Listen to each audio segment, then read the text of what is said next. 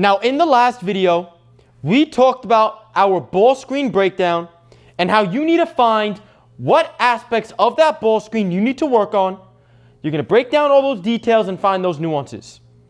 I now want to give you a different example of improving your shooting percentage where you know that's one of your main focuses this offseason, and you've set a goal to go from 34% to 40%.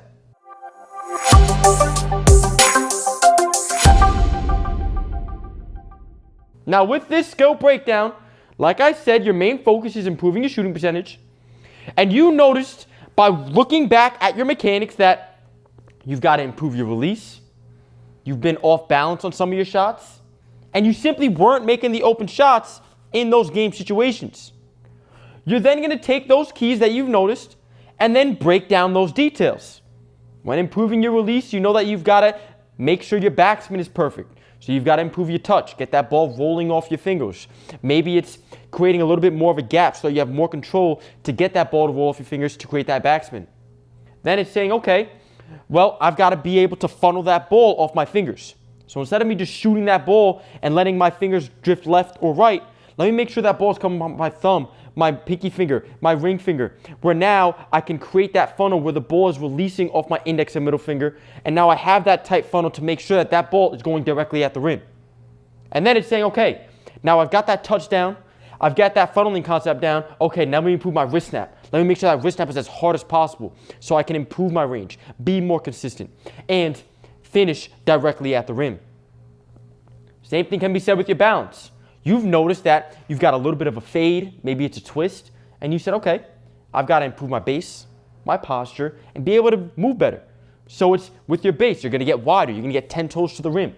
With your posture, right, you want to be vertical, eyes up, chin up, chest up, you're engaging your core. And then with movement, you want to get in different dynamic situations where you're challenging yourself to be able to maintain all those things you're working on. And the same thing can be said in live actions. You're looking back at your game film or you're thinking back at your games and you're saying, I had a lot of catch and shoot opportunities that I didn't make. I got a lot of shots in transition, I wasn't making them. And off ball screens, whether it was coming off a curl or a fade or you're coming off certain sets, right? Notice here how you've got your main focus of improving your shooting percentage. You've identified the keys that you need to improve on. You're then breaking down those details within the keys and adding in those nuances. The same process we went through with ball screens, but just in a different way. With the ball screens, it was very technical.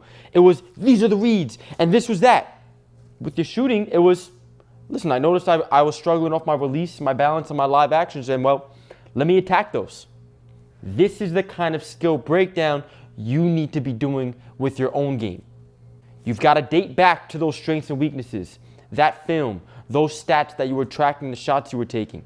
It's looking at all of that and being able to apply it back to these skill breakdowns so that now you can attack those weaknesses you had to become a better player heading into next year.